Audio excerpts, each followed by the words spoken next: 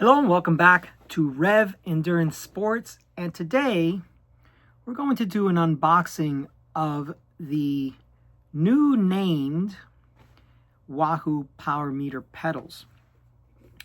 Now, for the longest time, for someone who used to ride Speedplay pedals, it was always a difficult choice when, as a shop person, whenever it was time to talk about power meters for their bike. So if they had a crankset that maybe we could put a Stages power meter on the left crank arm, or a 4i power meter, then we could do that. Or we could do a dual metering Stages, so right side, left side. But a lot of times, folks were riding an FSA crankset, or they were riding something that we just couldn't put a left crank arm on for whatever reason. Also, the Speedplay clientele is pretty loyal to a pedal system, so it was very difficult to then say, hey, Garmin makes a pedal system, Favero makes a pedal system, etc., etc. So for the longest time, they just didn't have an option. So finally, Wahoo purchased Speedplay and then came out with their Powerlink pedal system, which was basically a Speedplay pedal with a power meter on it. Now, interestingly enough, it looks a lot like the design that Favero had with the pod on the outside here. But that's okay. As long as they had the pedal that Speedplay folks were very, very loyal to, that's fine. You can get around some patents, I guess. So now let's bring you up to today. These pedals have been on back order for months and months and months. And unfortunately, what I understand is they ran out of inventory. They did a name change, so now it's just called Power. And then they had to redo all the packaging. But it's the same component. It just has a different UPC and it has a different name to it, but it's basically the same pedal system. Now, on a personal level, I don't ride Speedplay / Wahoo. I will use them interchangeably because I've been in the bike industry since 2003. I just don't use them. I don't like float on my pedal system. I usually ride a fixed cleat on either Shimano or Look platform, and I've just not been a fan ever of float because personally I think it removes the athlete, the cyclist, from engaging in the pedal mechanics process. In other words, they let their leg do all kinds of weird stuff, their ankles, and because of all the excessive amounts of float, that, in my opinion, creates bad habits. On the marketing side, Speedplay says that creates efficiency, right? Anyway, so that's my personal take. But I completely understand that a lot of folks are very loyal to the Speedplay platform.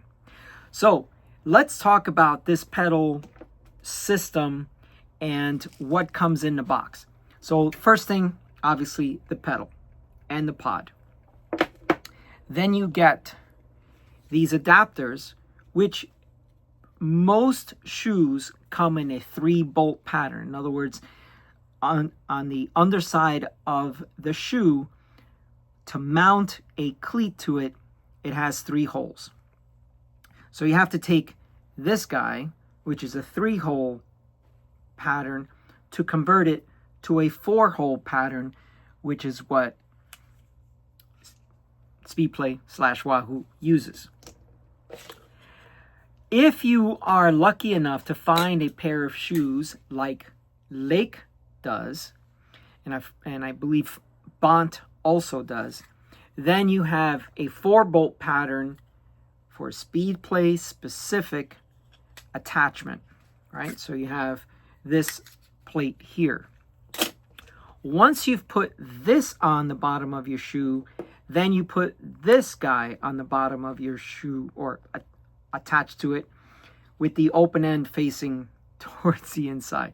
So funny thing, one of the other shops I used to work at as I was a fitter at the time, and one of the newer fitters, actually he'd been there a little bit of time, but he put the cleats on backwards, and yeah, the customer was having a really tough time snapping in. All right, then you also get screws to mount the adapters to the bottom of the shoe, and then you get screws to attach the cleat to the adapter. You also get pedal washers, and then you get these shims, your charging cable, and we'll get into charging here in a minute, but your charging cable is a USB-C. That's all the rage these days. Everyone wants a standardized cable. And then when it comes to the charging of these, this is basically the only proprietary part, because a USB cable is a USB cable, a USB-C cable. And you'll have these 2 little dots right there. And you have these 2 little prongs here. Sorry. Okay. And then these little notches here, there's one there and one there. You'll snap this into place, which is pretty hard to do. The Favero system is just magnetic, but this actually snaps into place. So you have to forcefully put it on and forcefully take it off. And if you have arthritic hands, I don't, but I know many riders do. When you're getting up in the age, then you may have a challenge putting that snap piece on. If some of you already have these pedals, maybe you can make a comment down below if you find that a little bit odd that it's such a hard snap. Favero is just magnetic. You just put it on and it's magnetic. Okay, so let's run down a little bit of their ad copy on their website. So they claim 1% accuracy, plus or minus. That's pretty good. I remember for a long time, 2% was the standard, and now we've dropped it down to 1%. This is debatable because there are some athletes that don't need it, but dual-sided metering, I prefer that, especially as a coach, but also I've had injuries. I broke my right femur in 2014. I've had a left quad issue now for about 2 to 3 years. So I like to know what my left leg and my right leg is doing. So with dual-sided metering, you can see your left and right balance. You could see, okay, I'm about, let's just use numbers here, 47 on one side and 53% on the other side. So one side is taking a larger share of the load. If you're rehabbing from an injury, if you're rehabbing from a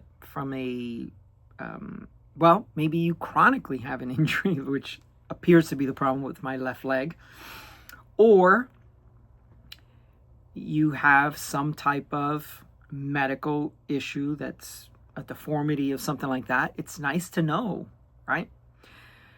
So dual-sided metering, you can also get it as a single-sided power meter. So you'll get only one with electronics and the other one's just a regular pedal, right? It would just look like that. When I recommend pedals to customers, and by the way, before I get too far on this, I believe that everyone should be riding a power meter. Everyone. It's so inexpensive these days compared to what they used to cost even just 10 years ago. But 20 years ago, they were, $3,000. I often show my SRM crankset, a German power meter manufacturer. The amount of feedback you get, because I'd rather not call it so much data and all that stuff, because then people are like, oh, I don't need to know all that. Well, I believe you do. I believe you do. It's very good for pacing. It's very good for, especially if you're supposed to be on a recovery ride, you get that feedback right away. Oh, I'm pedaling too hard, right? That's all it does. This just measures how hard you pedal. All right, so you have that. You have your cadence. You have all these things that are good metrics for you to know on how you're pedaling and how you are performing. You could go down some rabbit hole and analyze this thing in Training Peaks or whatever your favorite analytical software is, but just the feedback while you're riding is crucial, I believe, to, riding correctly, pacing yourself correctly. Let's say you're on a Grand Fondo. Let's say you're on a 20-mile recovery ride. You need to do certain things, and the power meter allows you to get that feedback. They have an easy app according to them, so there you go. There is that whole ecosystem, so if you have a Wahoo kicker and you have, or maybe a watt bike, or I don't know, whatever you want to call these things. Also, if you're running a Wahoo cycling computer, all of this stuff is all part of the ecosystem, right? So think Apple, think Wahoo here. Dual band, amp plus, and Bluetooth. So, it's pretty funny how these sensors work. If for some reason I'm riding one of Jess's heart rate straps, or she's riding whatever, that data can be on two computers, which is actually kind of cool. It used to be that just one computer would lock onto that signal and that was it. With their cleat system, they have these little rubber things, so they claim enhanced walkability. I would argue you're cycling. Your cycling shoes are not for walking, they're for cycling. So I minimize the amount of time that I am off the bike walking anywhere. I mean, I ride my bike all the way up the handicap zone, onto the sidewalk, to as close to the front door where I'm not going to impede regular customers going back and forth. And the same thing when I roll away, right from the sidewalk down the handicap ramp and out onto the parking lot and out into the road. I do very, very, very little walking in my cycling shoes. But if you have to, according to them, you have it. The whole dimple thing is supposed to be aerodynamic, I guess. So you have that. They have different cleats, apparently. So they have a standard one, and then they have an easy release one, I guess, down here somewhere. Yeah, so years ago, Speedplay released a set of pedals and cleat system that were much easier to get in and out of. One of the common complaints that folks will use when they say, I don't like a road pedal, I don't want to be trapped in it, I feel like, and it's a somewhat rational fear until you realize you're not trapped, you just twist your foot out. But for some folks, they don't know that it's that easy to do once you literally after a few minutes of snapping in and out in a parking lot, you realize, oh, it's not that hard, and I was afraid of nothing. But normally I would do this on the fitting stand and get the customer comfortable with that before sending them out to be out on the road. Because I would, at this particular shop, I would get a lot of brand new riders. And so they either came from flat pedals, running shoes, or no bike at all, right? So now one thing they've always talked about is that they offer superior clearance when you are cornering. Very few people pedal through turns. Very few. I would say, master's level, elite level, and just old salt will pedal through a turn. It's very important that you pedal through a turn so you can maintain momentum, because a lot of people hit on the brakes too much, then they make the turn, and then they have to reaccelerate. And I saw this a lot at the 1200K in Colorado. People were just slowing down way too much on the turn and then sprinting out of the turn. And I'm like, why are we doing that? But flow through the turn, and you can pedal through the turn, according to them, a greater clearance for lean angle. If you don't want to worry about that, just right leg up on a right-hand turn, and you don't have to worry about scraping a pedal. Having a pedal strike is a pretty scary thing, right? It kicks out the rear wheel, scares the rider behind you quite a bit. So don't worry about pedaling through a turn. Please be safe, and please keep your other riders safe until you feel comfortable doing it. One thing that lately for power meters is become now standard tech is that so the way a power meter works, let's cover this first. So the way a power meter works is basically strain gauges. So think about a bathroom scale. When you step on a bathroom scale, it feels that pressure, it feels that strain, and reports back to you your weight, right? So here you are, you weigh 150 pounds, right? 70 kilograms. When you release that weight, it should go to 0, right? You get off the scale, it should go back to 0. So bathroom scale, kitchen scale, any of these things. But what happens is, with weather, let's say heat, cold, metal things expand and contract. And so that reading may not be very accurate if you just get on your bike and pedal away. So what you typically have to do is you have to do a calibration.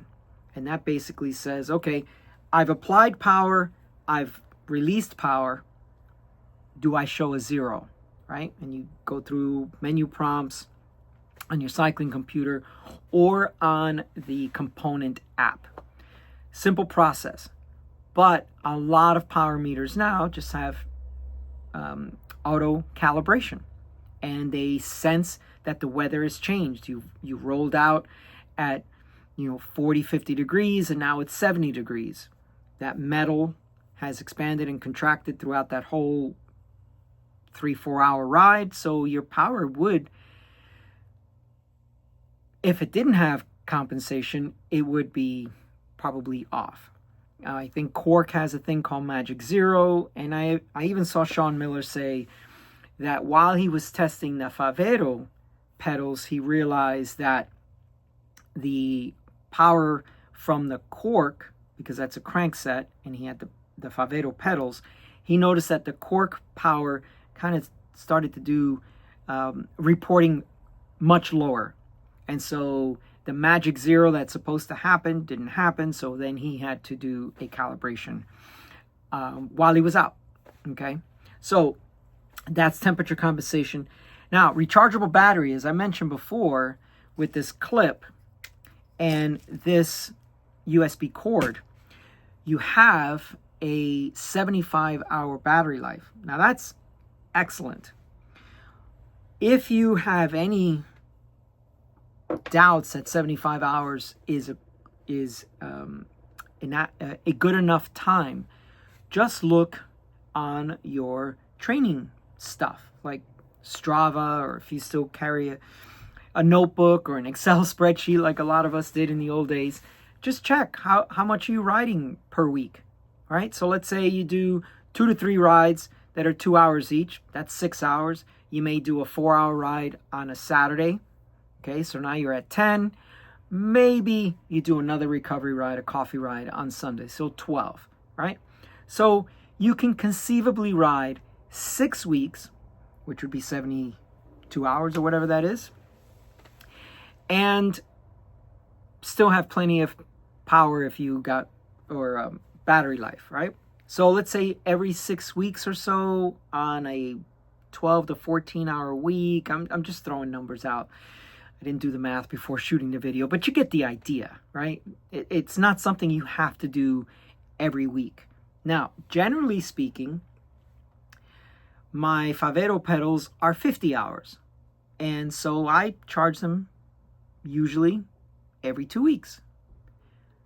Sometimes I ride 25 hours a week. Sometimes I ride less. So somewhere around every 2 weeks, usually on the Friday before my long weekend rides, I charge them. This is way better than having to look for specific batteries for your power meter. And then remember, for years, they had problems with the battery caps and water intrusion and all that stuff. So you don't want to deal with any of that stuff. Some of the weights I did some B-roll, but I just don't know if I'm going to have time to do all of that. So I'm just going to post this video just the way it is. I'll put maybe some comments and some stuff below. But this is pretty exciting because these have been out of stock for many, many, many months. This is now, I believe, June the 8th. I forget what day we're on, but I believe it's June the 8th. And they've been out of stock for at least 4 months, maybe 5, like January timeframe. So that is all for today. If you are a Speedplay longtime user, leave a comment down below so that you can tell other folks why you ride Speedplay as opposed to other pedal systems. If you don't ride Speedplay, well, make a comment down below as well. Okay, well, that is all for today. Please like and subscribe, and we'll see you up the road.